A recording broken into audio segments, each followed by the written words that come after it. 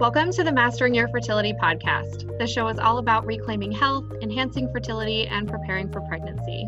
We're Kristin Cornett and Dr. Haley Nye, your hosts and the creators of the online fertility platform, Tiny Feet. Thank you so much for being here with us today. If you are here for the first time, then welcome. We appreciate you listening, and we are super excited to help you learn more about how to improve your health and fertility. Dr. Haley and I started Tiny Feet in 2018 to offer couples a unique functional medicine approach for overcoming fertility struggles, conceiving successfully, and having beautiful, healthy babies. We offer individualized consults that include functional lab testing and targeted natural therapies, as well as our online fertility assessment and online courses. You can learn more about us and what we do on our website at tinyfeet.co. If you've been enjoying the podcast for a while, we would love to hear from you about your experience with us through a rating or review on your favorite listening app. These really do help us boost the podcast and continue to share all of this life-changing fertility education with the couples who need it the most. We thank you so much in advance for your amazing feedback and support. You're listening to episode 42, and this episode is going to be a little different and a little more personal for me. So as many of you know, my husband and I struggled with infertility for about 2 years before deciding that it was time to put trying to conceive on hold until we could figure out what was going on with my health. So I've experienced a lot of the same pain and frustration that many of you may be going through now, and I've spent a lot of time over the years kind of fighting with my body and wondering, why me? And yet, as time has gone on, I've become more and more thankful that I wasn't able to conceive when I wanted to. So I realize that this might be a little bit of a controversial thing to say, and I certainly don't expect everyone on their own fertility journey to share my point of view, but I've learned some really incredible things over the years, and I've grown in ways that I just really couldn't have imagined when I started this journey. So today's episode is really about perspective. I'm going to share some of what I've gone through, how I've coped with it, and what it's taught me, and also how I've been able to remain hopeful, even with a lot of cards stacked against me. So throughout the episode, I'm going to talk about the health issues I've uncovered over the past several years and how these have led to a completely new understanding of my body and my fertility, how I started seeing the bigger picture of epigenetics in my own family and how this changed my feelings about having kids, some of the things I've had a chance to educate myself about that could have had a devastating impact on my children if I hadn't learned about them before getting pregnant, the personal and professional growth that have come out of my struggle to get healthy and get pregnant, and my top pieces of advice for you if you're currently going through infertility or suffering with unexplained health issues. Before we get started, I do want to talk a little bit more about our new online course that we've been mentioning on the podcast for about the last month or so. It's called Fertile in 5 Masterclass, and it's a 5-step preconception and fertility optimization program that we've designed as a complete guide for most women to prepare for a healthy pregnancy. So we're really excited to be finally sharing this with all of you, and we're still planning to launch in mid-September, which means that we're only about a month away from releasing it. So in the course, we're going to be walking you through what to discuss with your doctor and how to get the right lab tests before you conceive, a full nutrition and supplement protocol to help prepare your body to grow a healthy baby, how to adjust your lifestyle to support your fertility and a healthy pregnancy, and practical steps to avoid harmful environmental exposures that can wreak havoc on your hormones and your baby's health. So the course materials include hours of video lessons, printable quick reference guides to help you implement each of the steps, recipes to get you started on your new fertility diet, and links to all of our favorite resources for things like food sourcing, high-quality supplements, personal care and household products, and more. So the course will first be released to our email list subscribers with special pricing and bonuses, so we highly recommend jumping onto the list if you haven't already. And you can do that by downloading the Are You Healthy Enough to Get Pregnant quiz through the link in the podcast episode description. All right, so I think that's all for introductions today. We are going to jump into the interview. We're going to do this interview style, and Dr. Haley's going to be asking the questions, so I'll let her take it away. Great. Perfect. Thanks, Kristin. So I'm really excited to talk to you about this part of your life. What is really interesting is that even though we've been working together for the past year now, a bit over a year, I am really excited to do this interview because I feel like I'm going to be able to get to know you a whole lot better and understand this part of your life a lot more deeply, which I guess is interesting since we're doing the Mastering Your Fertility podcast. And I know that I've only gotten bits and pieces of it. So for myself and for the rest of the listeners, why don't you give us an overview or just kind of the timeline of events that has happened in your fertility journey? Yeah, so I talked a little bit about this in episode 2 of the podcast, which was my introduction episode, but I'll just go over the basics of the fertility piece of the journey for those that haven't heard it before. So my husband and I first started trying in late 2014, early 2015. And at that point, I'd spent a lot of years, pretty much my entire life, just sick with a variety of chronic health issues. But the interesting thing about that is that I really didn't connect any of those problems to my reproductive health at all. And I just totally didn't expect to have any issues conceiving. And I think a lot of that has to do with the fact that we're not taught to look at the body as like an interconnected system. And so I just thought everything that I was experiencing was totally separate. None of it had anything to do with my cycle. I was also encouraged by the fact that my cycle did come back immediately after I stopped birth control in November of 2014, but it didn't exactly come back normal. It was pretty long, a little erratic, very different from month to month, and pretty imbalanced, as evidenced by a lot of the symptoms that I was experiencing. So I was varying every month between 30 all the way up to 45 days. My ovulation was really late, which I discovered when I finally started tracking. So I wasn't ovulating until at least day 20 of my cycle, sometimes later. I had a ton of PMS symptoms and really bad mood swings, which I know my husband and family can attest to during that time. I experienced excessive bloating, cramping, and pain with my cycle. The bloating was constant. The cramping and pain was pretty much just during my period. I gained weight, both when I started birth control and then after I stopped, I gained like 10 or 15 pounds within just a few months. And then I had mid-cycle spotting. So I was actually spotting around ovulation, and then it would stop, and then I would spot for like 4 or 5 days, pretty much every month before my period. So over the course of about 6 months, this maybe improved, or I wouldn't say improved, but I would say it normalized. It got more just consistent every month so that I at least kind of knew what to expect. But there just wasn't any explanation for what was happening. And we were actively trying throughout this entire time. I did start using OPKs to figure out ovulation, and that's when I kind of realized that my luteal phase was probably a bit short. And so I did some investigation into that. I went to my doctor. I was seeing a naturopath at the time, so I was given some natural supports for that, and then a topical progesterone cream. And I didn't know about suppositories at the time. That's probably the route that I would have gone back then had I known about that. But the cream actually made the bleeding worse, so I ended up stopping that. And since I didn't really know what my other options were, I just kind of assumed it was what it was. And my hormones had actually tested fine. It was just the spotting that was indicating that there might be a progesterone deficiency. So this time was really characterized by a lot of frantic Googling, not really finding a lot of quality information. There wasn't a lot of suggestion of other health issues, my other health issues being the root cause. And so at the time, I was doing a lot of research on my own on nutrition. And I just started kind of realizing that, hey, my gut health is really bad. Maybe this is somehow connected.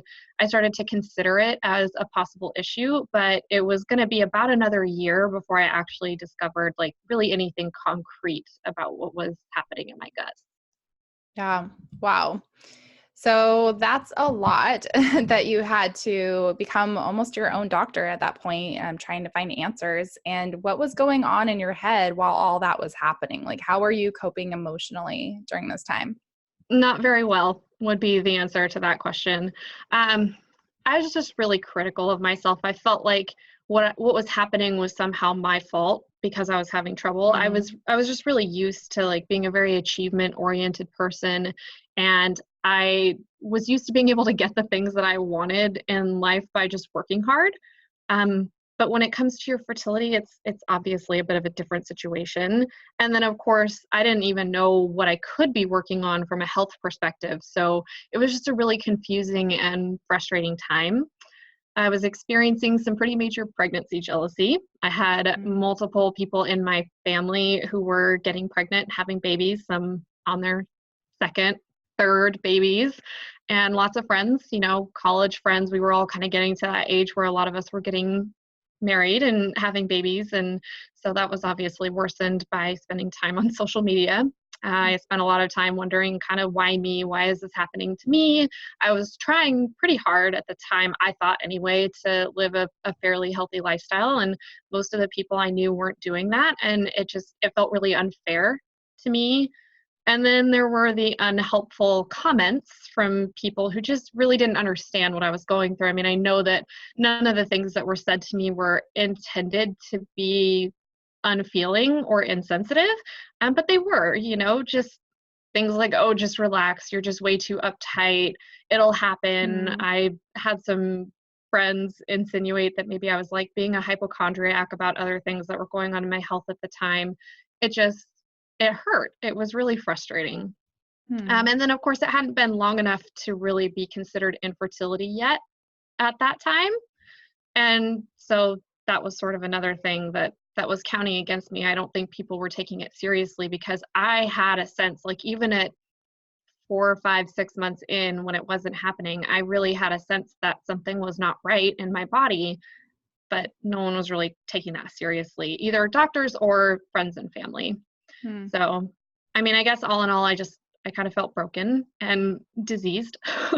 And I think I had really honestly started to worry that it just wasn't going to happen. And I spent a lot of time kind of over analyzing symptoms, every twinge, every bit of pain, the spotting. I mean, anybody who's gone through this, anyone who's been on the fertility journey, I think they understand what it's like when you're Googling all of your symptoms and you're trying to figure out like, oh, is that related to implantation or is that just hormone imbalances or something that. So 100%. I know. Yeah. I'm sure there's many women listening right now that are like, yes, yep, that was me. Yep. Or is them at this current moment. So, it sounds like you had this intuition just really early on that there was something more going on. And maybe that was one of the reasons why you were just pushing so hard to like find answers. So at what point did you decide to just change course and take a break from trying to conceive? Yeah, it was about 18 months in. And, the next step at that point seemed like it was going to be conventional fertility evaluation. And based on what I'd read and just kind of my instinct, I really felt like that was going to end up leading to IVF if I went down that road. And I just didn't feel like I was ready to pursue that course of action yet. And I just, like I said, I had this instinctive feeling that there was something very real going on with my body. And at the time, I honestly believed that it was fixable, even though I didn't know what it was yet. Right. And I did think that it probably had something to do with gut health, just because that was such a major area of dysfunction for me. I just didn't know what it was. I didn't know how to investigate it, how to chase it down. So I just started researching. And I didn't give up. And that's ultimately how I ended up sitting here on this podcast today, being a fertility nutritionist. And yeah, that's pretty much the story. So ultimately, it's been a much longer break from trying to conceive than I ever expected or wanted. And that sucks, unfortunately, but I'm also really thankful for it now. And that's the reason that I wanted to do this podcast episode, because I think there's a lot to be thankful for on my journey, and things could have and probably would have turned out much less good Yeah. if it had gone the way that I wanted it to, I think. Right. And so let's talk about that a little bit too. Obviously, one of the biggest areas of discovery for you on your fertility journey has been your physical health. And so what have you learned about your body over these years, and how has that changed your perspective on fertility issues as a whole? So you went in thinking like, oh, you just have sex at this time of the month and boom, it should happen. And now there's like a whole other perspective. Yeah, I definitely learned so many things on the journey. I mean, like I mentioned, I knew that gut health was going to be a factor from the beginning. And then right after I kind of decided, hey, I'm going to take a break, I'm going to start focusing on my health, I came across some reading about small intestine bacterial overgrowth, or SIBO. And I was immediately convinced that that was what was going on in my gut. And it turned out that I did have SIBO, but it was a little more complex than that. So if you want to know about that whole gut journey, you guys can check out episode 10 of the podcast, I believe it was, where I really go into depth about all of the testing and different rounds of, treatment that I went through for SIBO, some sanctioned by a healthcare practitioner, others were just of my own invention, which I don't recommend. Right. So you can learn all about the gut journey there. But the takeaway from that is that there were a lot of things that were underlying that diagnosis that I didn't understand yet. So when I got diagnosed with SIBO, I thought I had my answer in hand. And if I fixed that, I would fix everything else. Like my fertility would normalize, everything would be hunky-dory and back to normal. And it didn't work out that way. And so that kind of brings me to this long list of discoveries that I made about other things. So over the last, what has it been now, 4 years or so? Of the whole journey, from the very beginning you're trying to conceive to now, I've discovered a lot of things. So genetic predispositions toward things like having a sluggish liver, poor gallbladder function, poor methylation, poor internal antioxidant production. So that increases things like oxidative damage. We've talked about that on the podcast before as a risk factor for poor egg quality. I also have a genetic predisposition toward elevated cortisol, and we've talked about that as a risk factor for other hormone imbalances like low progesterone and problems with your thyroid. So I definitely had that going on. Food sensitivities and chronic inflammation, which we've talked about several times on the podcast as well. A lot of things that we've talked about in our time on the podcast really do have a personal component in relation to me. Which is why it's been nice to really dig into some of these things and be able to share it, share everything that I've learned with our listeners. What's interesting for you though is that, and I think you're going to touch on this, is you do have a very complex case. Yeah. And so we get to use you as kind of like the guinea pig for a lot of things. That shouldn't be funny, but no, it's actually great. Funny. Because you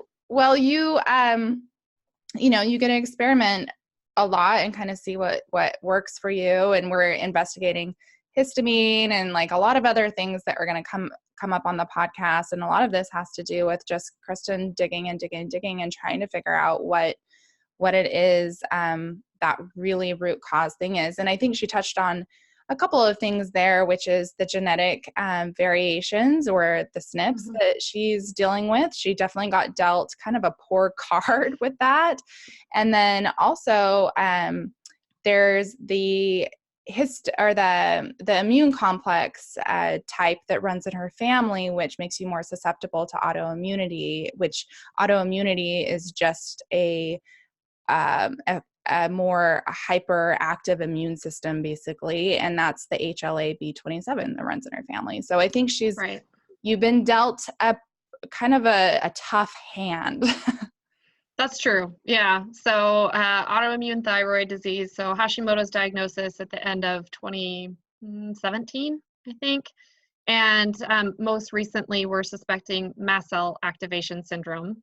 And that basically means that white blood cells are being inappropriately stimulated to release inflammatory molecules like histamine into the body, and that causes a lot of immune type symptoms. And we are exploring a couple of root causes for that, and we'll be talking about one of those on the podcast, hopefully within the next month or two. I've got a really exciting interview that I'm working on lining up right now. So excited to talk more about that with you guys. But yeah, I mean, what you said is completely right about the complexity of my case. This is an interaction between like genetics, poor gut health, immune dysregulation, and also some environmental triggers. And so I do want to say that not everybody has to deal with all of these things. I'm not suggesting this to say that every case of infertility runs this deep. I don't think that it does. For all women, some women can just make a few changes to their diet, eliminate some toxic exposures in their environment, and they're good to go. But for the people that need that additional investigation, I think it's important to kind of cover some of this stuff and share where I'm at with it. Yeah, definitely. Yeah. So, I mean, the point is really of saying all this is that the body is a complex system. It's rarely just one thing that's causing our issues. I think if I'd realized that from the very beginning, I wouldn't have spent so much time kind of being disappointed in all the things that I tried that didn't work. Ultimately, I wasn't treating my body like an interconnected system, and I just didn't have the guidance I needed at the time to realize that. And so once I did figure it out, I realized that there wasn't anything inherently wrong with my body. Like, yes, I have some genetic predispositions and some crappy family history that's sort of leaning me more toward having some of these problems, but the issue is really that the conditions haven't been right in my body for me to conceive yet. So I'm not infertile, and I don't think that the majority of women who are experiencing what we know as, quote, infertility, I don't think those women are infertile inherently either. I think it's just an issue of not having found the right solutions yet. So the moral of the story with the health stuff is to not give up. So if you have been struggling for a while and, you don't know what's going on in your body, don't wait to find somebody that can help look at you as a whole person and respect your individual complexities, and just continue looking for answers with you, even when your issues aren't resolving or improving. And there's always more that we can look at. So that's my advice. That's beautiful. Well, so do you feel that if you've been able to get pregnant with all this going on at the time, do you feel like this would have been putting your baby at risk for any serious issues? Absolutely, 100%. And honestly, that's the biggest reason that I'm thankful that I've spent all this time going down the rabbit hole with my health. The gut and the immune stuff in particular are just such huge risk factors for really serious problems in children. So neurodevelopmental disorders like autism and ADHD, and then all the chronic issues that I grew up with, like allergies, asthma, and eczema, autoimmunity. I didn't want my kids to suffer with this stuff the way that I did. And so learning that what I had going on were risk factors for my children to develop those things made me so glad that I didn't get pregnant when I was super sick. Yeah. Yeah. I also feel like I probably would have struggled more than the average person with pregnancy and also postpartum recovery, just given everything that I was going through. I really don't think that I would have been able to be the mom that I wanted to be. And I would rather enter motherhood later than I planned, then maybe put myself at risk of further health issues and my baby at risk of further health issues, and have that potentially prevent me from being able to meet my child's needs. So that's another reason that I'm thankful.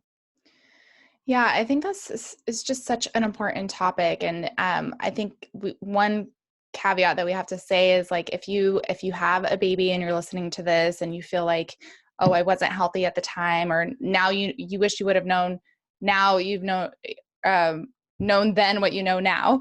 You can only do what you know to do. Like, you gotta just move forward. And I think what's so important about this is the preconception care piece of it, regardless if you're struggling to conceive or not. We really talk a lot about that on this podcast. And it's just because we live in a world now with so many immune altering triggers, and we have, these toxic exposures. We don't live out in the sunlight anymore. We're living indoors, where there's like indoor pollution, and then there's outdoor. I could go on. There's a whole list, but if you just think about our modern world compared to just even 100 years ago, yes, there was a lot more like acute infections 100 years ago, but we have a lot more things now that are causing these chronic conditions in our future generations, and causing them earlier and earlier and earlier, like obesity and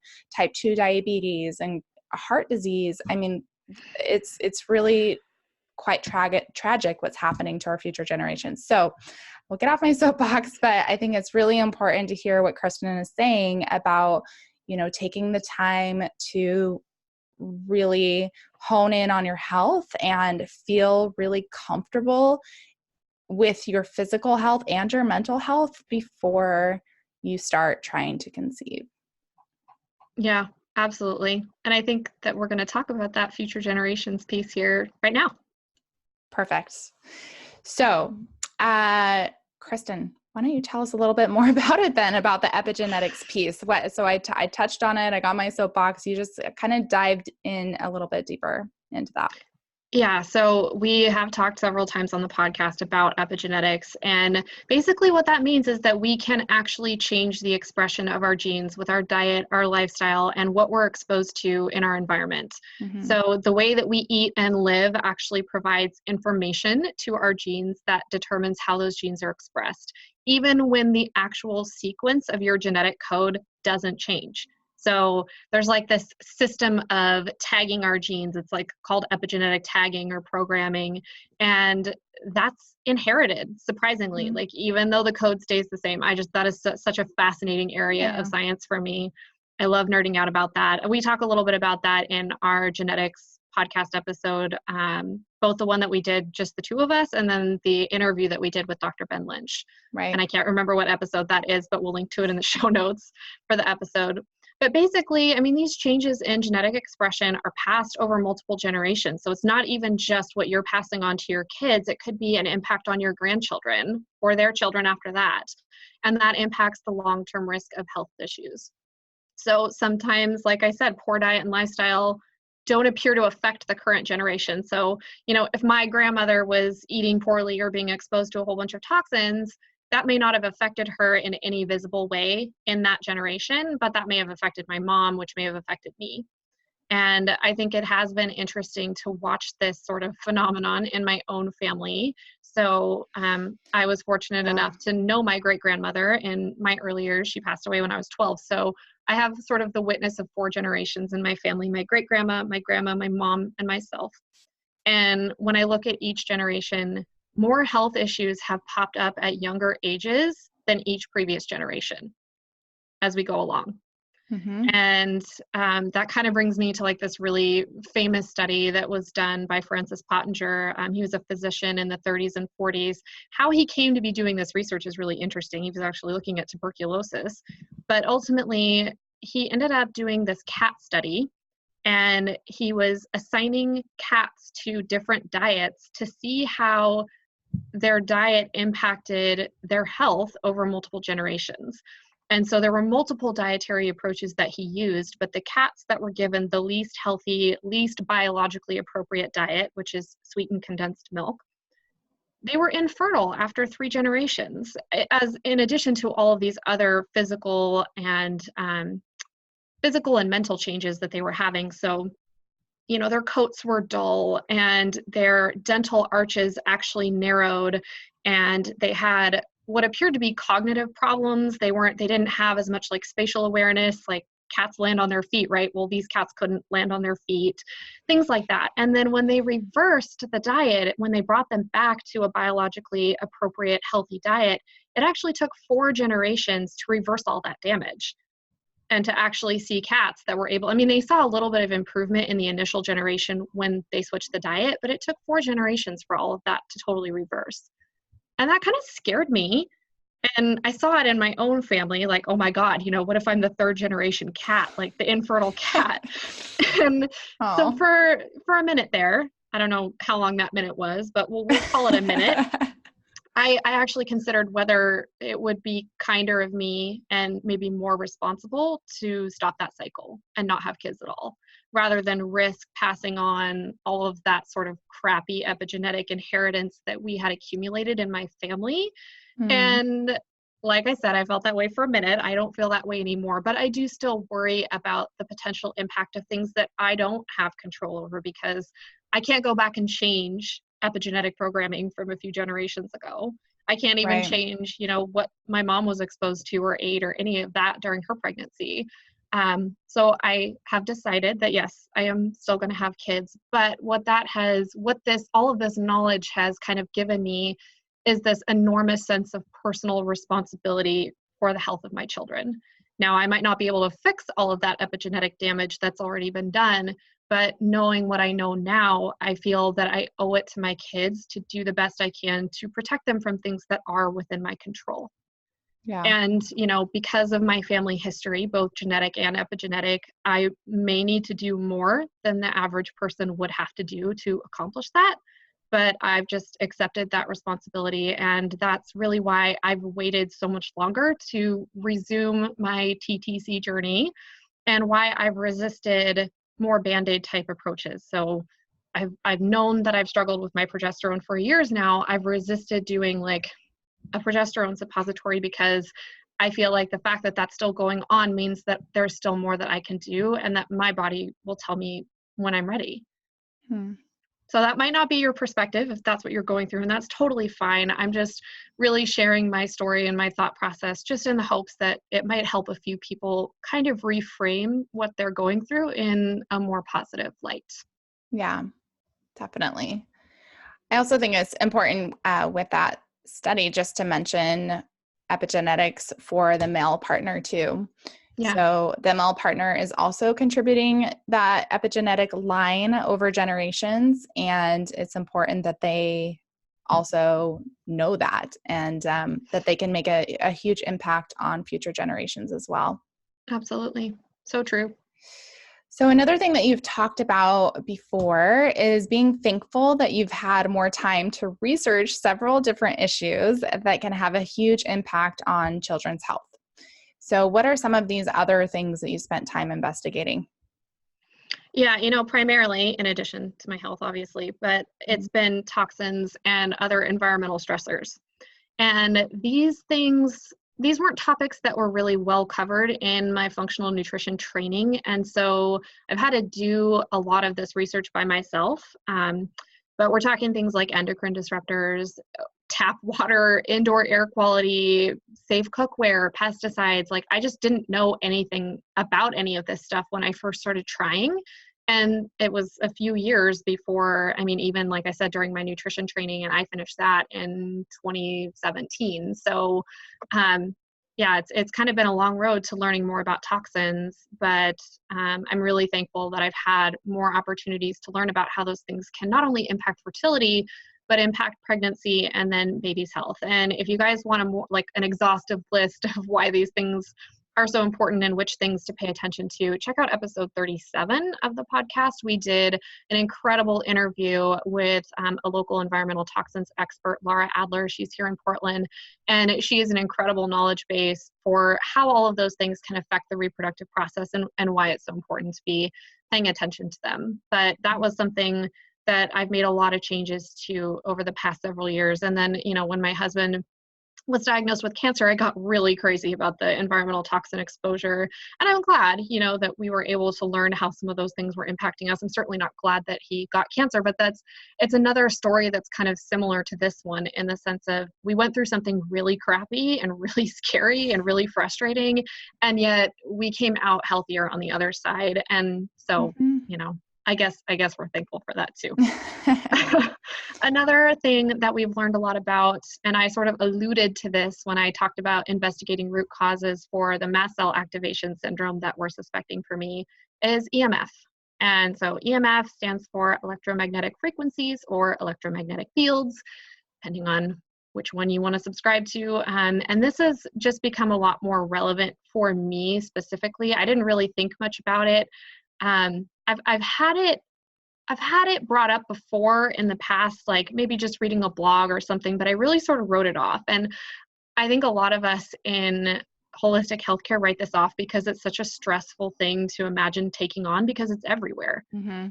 Our exposure to our cell phones, like who's going to give up their cell phone? And the thing is that you don't have to give up your cell phone to protect yourself, but that's sort of like that knee-jerk reaction that you have when you learn like, oh, hey, EMF might actually be bad for us. It's sort of this fear of having to give up technology and having to tackle yet another environmental exposure that we can't see or hear or taste, or, for some of us really even feel on a daily basis. But I went to the Nutritional Therapy Association conference in March, so earlier this year, and listened to an incredible lecture by a colleague who is a geobiologist and is very experienced in assessing home environments for EMF exposure. And I came home from that conference, and all of a sudden I noticed that there's a cell tower like really close to us. It's actually on top of like a power tower. The power lines thankfully aren't affecting us. We've already measured that and determined that. But on top of a power tower, like within 500 feet of our house, there's a cell tower sitting right on top of that. just blasting us with RF radiation day after day, even at night. And so I was like, okay, I've had some worsening symptoms since we've moved where we are now 2 years ago. And it really started to get me thinking. So I had him come out for an assessment, and the results were very illuminating, very eye-opening. I'm not going to get into that super deep here because we are going to do a podcast episode about that. I'm really, really, really excited to have Brian, his name's Brian Hoyer, to have him on the podcast to talk more about EMF, because I think it's a relevant thing to investigate for fertility, particularly people who are experiencing immune dysfunction and infertility as a result of immune dysfunction. So we'll talk more about that, but basically I have been in the process for about the past month of shielding my bedroom space from a variety of different types of EMF. And that has been a much bigger project than I expected and has taken like 4 times as long as I wanted it to, mostly just because I don't think we really knew what to expect when we got into working with all these materials that we'd never worked with before. I think it could have taken less time, but that's another story. But that project is actually going to be complete the day that this podcast episode airs. And so I'm really excited to share the results and how that has hopefully changed things a bit for me as we go forward here, because moving is just not an option at this point. So we had to figure out how we were going to shield. So I'm excited to talk more about that in the near future. And then there are some other things that I've had the opportunity to research, and I would probably call these controversial topics, and they're not directly related to fertility, but they're related to pregnancy, birth, and then infancy. And so I think when you get pregnant, you have this finite amount of time to do research on things that are going to impact your pregnancy, impact your birth, and impact your baby. And it's a stressful time. There's a lot going on. And so I think if I had gotten pregnant when I wanted to, I wouldn't have had time to really look into some of these issues the way that I wanted to. And so things like where and how to give birth, medical interventions during pregnancy and birth, like even down to vaccines, which is obviously a very controversial issue in this time. And of course, I wanted to do my own research on that subject. I think everybody should look into that and, form their own opinions based on the research, basically. So I was glad that I had the opportunity to do that. Yeah. That makes a lot of sense. Well, you have given our listeners a ton to think about. Aside from all the health, diet, and lifestyle and environmental things that you've learned throughout your 4 years on this journey, you've also experienced a lot of personal growth. So tell us a bit about that, Kristin. Yeah, I don't think it's any secret at this point, if you've been listening to the podcast for a while, that I'm a super type A person. I would not consider myself a particularly patient, I wouldn't consider myself a particularly patient person either. And so I've been forced to confront a lot of things about my personality that have honestly made this journey harder, and made it a lot harder before I figured some of this stuff out and started really looking into it. So, the impatience thing, that was an issue. Perfectionism, that's an ongoing issue. Along with that just kind of comes the unrealistic expectations, like saying things like, I should be able to. I have had that thought run through my head on replay for 4 years. And even now, recognizing that it's a problem, it's still something that I have to consciously kind of bring myself back from. I feel like I've spent a lot of time having those sorts of thoughts and feelings ingrained into like my psyche. And it's hard to change them. It really is. This journey has brought up issues around control, personal boundaries, which has been a barrier to healing, saying yes to too many things, trying to do too many things, be all things to all people. And then of course, work-life balance, which is an ongoing struggle when you're an online business, because you feel like you can never just turn off. Like you're always accessible, right? Like you always have your cell phone on you. If you open Instagram and there's a DM, like you have to answer it. And so just forming like healthier habits around work and life, that's been a struggle, but it's something that has been, I think, important for me to learn. And if I'm going to go forward and be pregnant and raise kids and be in this career, those are things that I needed to learn. And I'm glad that I'm not learning them while pregnant.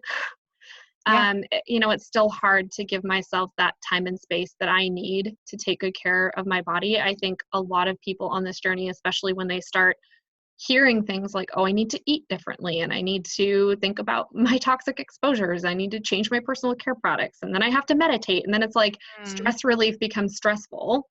So I totally get it. I've been there. It's still difficult for me to do some of those things, but I'm getting there. I am starting to make better choices for myself that kind of protect my mental and emotional health, because my instinct is always to just keep going and push through obstacles more or less by force. But I know now that I can make different choices that serve me better. And most of the time, I feel like I'm doing that. Another thing that has been a wonderful surprise, I guess, on this journey is just how much my relationship with my husband has grown. In the very beginning, we've been together for 7 years. We just celebrated our 5th wedding anniversary. And in the very beginning, back in 2012, when we first started dating, that was the year that I started experiencing debilitating anxiety and panic attacks. And he had actually been in a previous relationship with someone who had mental health issues. And so it scared me, like, oh, he's not going to want to deal with this again. He's going to run away. And then as my health got worse and worse and worse, before I finally discovered nutrition and started changing things, it was very scary for me. Like, who wants to deal with this? We're in our 20s. Like, who wants a partner like this that can't function normally in life and with friends? And then as we started getting better, then I started worrying about all the restrictions that I felt like I was placing on us by not being able to just go out and eat and drink whatever I wanted. And, so I worried a lot about that stuff, but clearly I worried unnecessarily, because my husband has been amazingly supportive. And I really think that infertility and health issues have a special ability to put our vows to the test. It really puts the for better, for worse, in sickness and health parts of your vows to the test. And I think some couples take that as an opportunity to grow. And unfortunately, it tears others apart. Mm-hmm. I hope that you're in a marriage. If you're listening to this, I hope that you're in a marriage that you can use it as an opportunity to grow. And, we've had to deepen our communication and come to a better understanding of how to support one another. And, a lot of teamwork has been involved in this process. As I mentioned, he was diagnosed with cancer a couple of years ago, and there was a lot of give and take. So, he's taking care of me through a lot of my health issues. I had to take care of him when he was going through his health issues. And so there's really this sense of teamwork and us being able to pick up the slack for one another when the other person is down for whatever reason. And I think that that's just built a lot of trust and shown us that we really do love each other unconditionally, what that really means to choose to spend your life with somebody and, to support them and love them no matter what comes. So I think we definitely have been through more than the average couple has been through in their first 5 years of marriage. And you're probably right there with me if you're on the infertility or like excessive health issue type of journey. Part of me wishes that we'd never had to deal with any of that, because God, this shit is hard. Like, it's really, really, really hard. But I think the thing that it's taught me is that we have the ability to make it through anything. Like, if we can make it through the last 5 years and all of the crap that's happened to us, then we really can make it through anything. And I'm going to tear up. I'm getting a little misty, but I think it's a blessing to know that. It's a blessing to be that secure and solid in your marriage. And if you have to be challenged to figure that out, then I would do it all again. Thank you so much for sharing, Kristin. I'm going to tear up too. You guys really are a team, and I can see that just from getting to know you over the past year. And I think it's really wonderful that you're able to see the silver lining there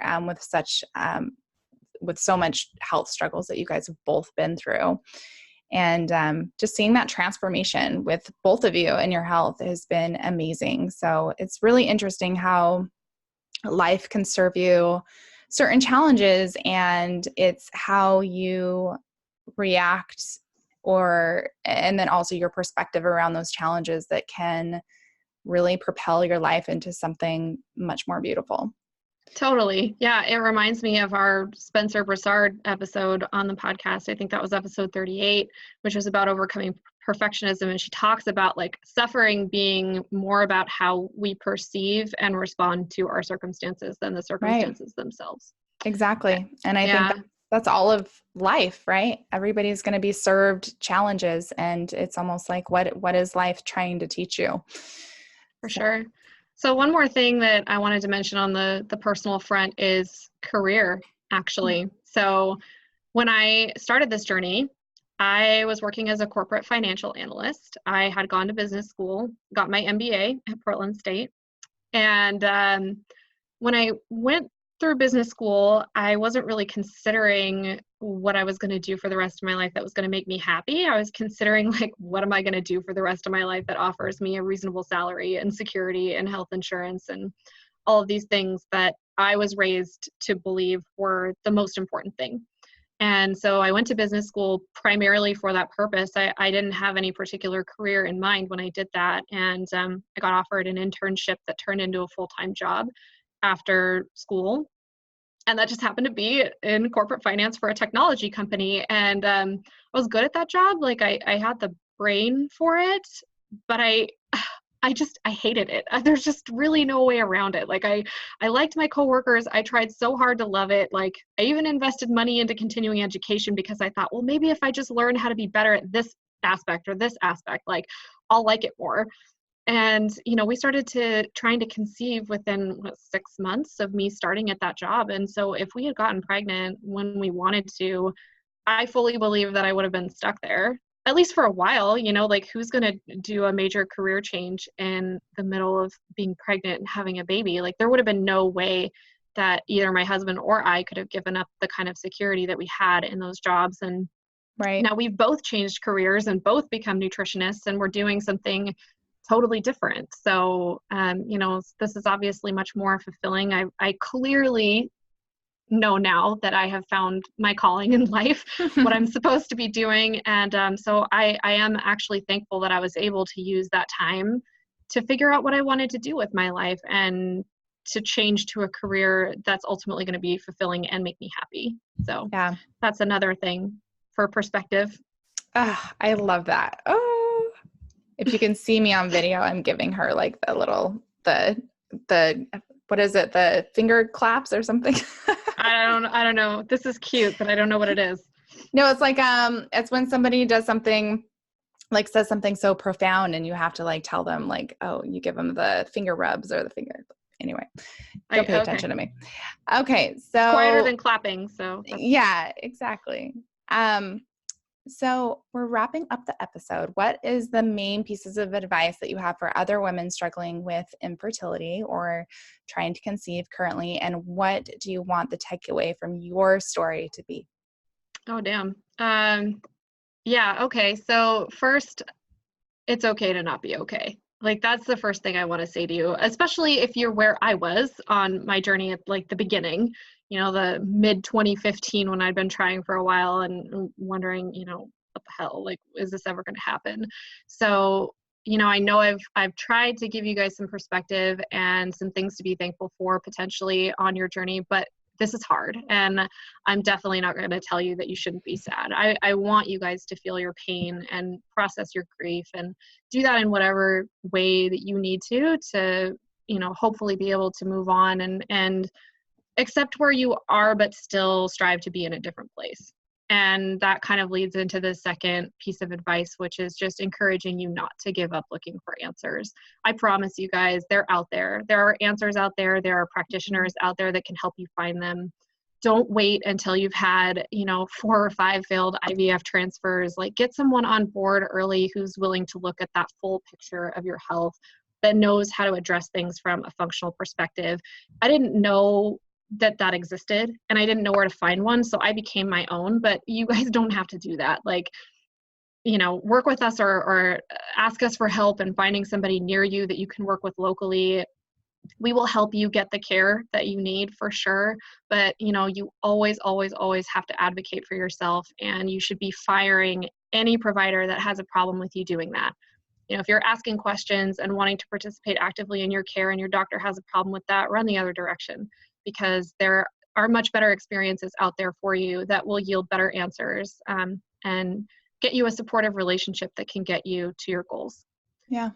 And I think the last thing is just take this time that life is giving you. I know you don't want it. It doesn't feel like a gift right now, but I promise you that you can turn it into one in whatever way makes sense for you in your life. So think about how you can turn it into a gift. How can you improve your health? How can you learn to take better care of yourself, your body, your future baby? How can you deepen your relationship with your partner? Is there something that you've always wanted to do, either in your personal life or your professional life, that you haven't done for whatever reason? Use this time to pursue that. Don't forget to live your life. I know a lot of us feel like we're waiting on a baby, and that's like we're waiting for our lives to start, but life is right now. This journey, the struggles, the challenges, this is life. And you gotta accept that and make it into whatever it can be, even if it's not what you expected. So don't lose hope. You're not broken. You can have a family. It might not be on the timeline that you expected, but you can have one. Okay. She made me cry. It's hard to make you cry too. I know, it is really hard. Oh, that was a really awesome message, is turning it into a gift. That right there is really beautiful. Thanks, I think we need to wrap it up before we're both need to leave and get tissues. But anyway, okay. Well, I appreciate you guys, sticking with this episode and listening to what I've been through. It's hard to talk about yourself for like an hour. I don't actually. It really is. How long we've been on, but yeah, this stuff is personal. It's vulnerable. I appreciate you listening. I hope that you guys have gotten something out of it. And please feel free to reach out to me. I'm an open book. If you have questions, if you want support. That's also part of what our 20-minute consults are for too. Like, we're not going to like pressure you to work with us or anything. Sometimes you just need a little bit of guidance and you need to hear whether or not you're on the right track, or you just need some help finding the person that's ultimately going to help you. And that's what those consults are for too. So, reach out that way, email us, DM us on Instagram or Facebook. We're here for you. Yeah, I totally agree. Thank you so much, Kristin. I really appreciate you sharing your story. I hope that people will, women out there will be inspired and understand that there's so much more that can go into this experience. You don't have to suffer through this experience. We are here for you. Also, I just wanted to give a little shout out for myself. I am 24 hours away from going under the knife and getting my breast implants out. So if anybody is listening to the end of this episode, jump over to Instagram and send us a DM and give me a little luck and prayers or whatever you want to give. I would love to hear from you guys.